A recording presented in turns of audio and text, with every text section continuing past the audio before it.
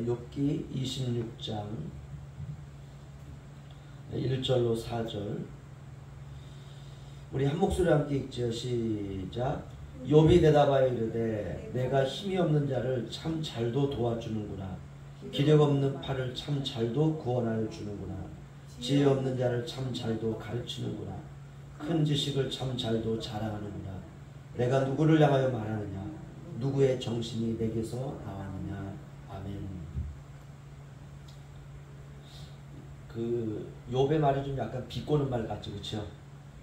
우리가 어제 그 빌닷의 마지막 말로 친구들도 더 이상 욥을 향해서 입을 열지 않습니다. 입을 딱 닫았습니다. 마찬가지로 욥도 이제 친구들의 대답을 듣고 욥이 또 이제 이야기를 하는데 욥도 이제 이 이야기를 딱 하고 더 이상 말을 하지 않습니다. 우리가 아이들이 초등학교 4학년을 가게 되면 그 수학에서 배우는 게 선분이라고 하는 걸 배우는데요. 이런 그 정의를 배웁니다. 두 개의 선이 있는데 만나지를 않을 때, 그럴 때 평행이다 이렇게 말합니다. 그 평행의 대표적인 사례가 기찻길 있죠. 두 개의 레일이 있는데 절대로 만날 수가 없습니다. 평행하기 때문에. 우리가 이제 만나게 되면 그걸 우리가 교집합이다 이렇게 말합니다. 그러니까 뭔가 공통된 게 하나가 있는 것이죠. 신앙적으로 인간적으로도 이제 욥과 친구들은 헤어지면 다시는 안 만날 것 같습니다. 그런 대화들이 오고 갔어요. 그러면 안 되죠, 그렇죠? 그러나 그렇게 될 것 같습니다. 왜냐하면 서로에게 너무나 찔리는 말들을 너무 많이 한 것입니다. 사람의 말이 그렇습니다. 마음을 닫으면 아무리 좋은 말도 더 이상 들리지 않고요. 그 다음부터는 다 이게 듣기 싫은 말로만 들립니다. 우리 27장 4절에서 7절 한번 보시죠. 이거 역시 욥의 말입니다. 27장 4절로 7절 우리 함께 읽겠습니다. 시작. 결코 내 입술이 불의를 말하지 아니하며 내 혀가 거짓을 말하지 아니하리라. 나는 결코 너희를 옳다 하지 아니하겠고 내가 죽기 전에는 나의 온전함을 버리지 아니할 것이다. 내가 내 공의를 굳게 잡고 놓지 아니하리니 내 마음이 나의 생애를 비웃지 아니하리라.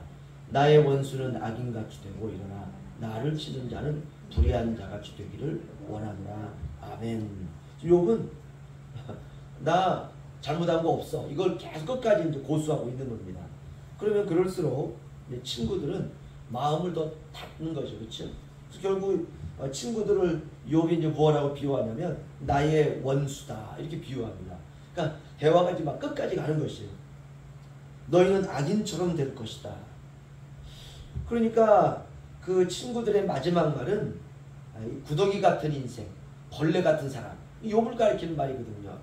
그러니까 욥이 그 이야기를 딱 듣고 야 너희가 참 터진 입이라고 참 힘없는 자를 향해서 참 말도 참 도와주는구나 이렇게 이제 욥도 이제 친구들을 향해 그렇게 비꼬기 시작하다가 나의 원수는 악인같이 되고 참 이러면 안 되는데 그렇죠?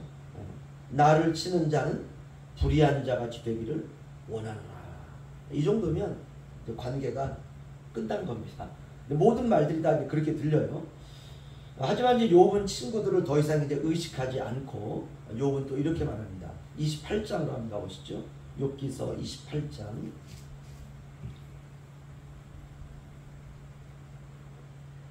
23절에서 28절 저한이시 교도하겠습니다.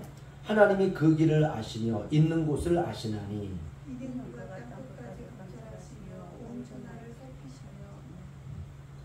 바람의 무게를 정하시며 물의 분량을 정하시며 비구름의 길과 우레의 법칙을 만드셨습니다. 다 함께요. 그때 그가 보시고 선포하시며 굳게 세우시며 탐구하셨고 또 사람에게 말씀하셨도다. 보라 주를 경외함이 지혜요 악을 떠남이 명철이니라. 아멘. 욥의 눈이 하나님께 고정되고 있습니다. 자신의 고난을 집중하던 시각에서 이제는 모든 것의 근본이 되신 하나님을 경외하는 것이 지혜의 근본이다. 이게 전도서와 잠언의 결론이었죠. 그렇죠? 여호와를 경외하는 신앙. 그래야 됩니다. 욥도 자기에게 온 처지가 이게 너무 충격적이어가지고 어떻게 해석할 수도 없고 이해할 수도 없고 이게 도대체 왜 내게 이런 일이 일어났는지 알 수도 없는 상황에 이제 욥도 이제 그의 눈이 점점점 하나님께 이제 고정되고 있습니다. 우리도 살다 보면 예기치 않은 고난을 당할 때가 있습니다. 그럴 때 시선을 놓치면 안 됩니다. 우리가 시선을 놓치면 푸념과 신세한탄과 자책과 절망으로 빠지게 됩니다. 우리가 고난당할 때 우리가 무엇을 해야 되는지 그때가 가장 난감합니다. 기도원에 들어가가지고 평생 살아야 됩니까?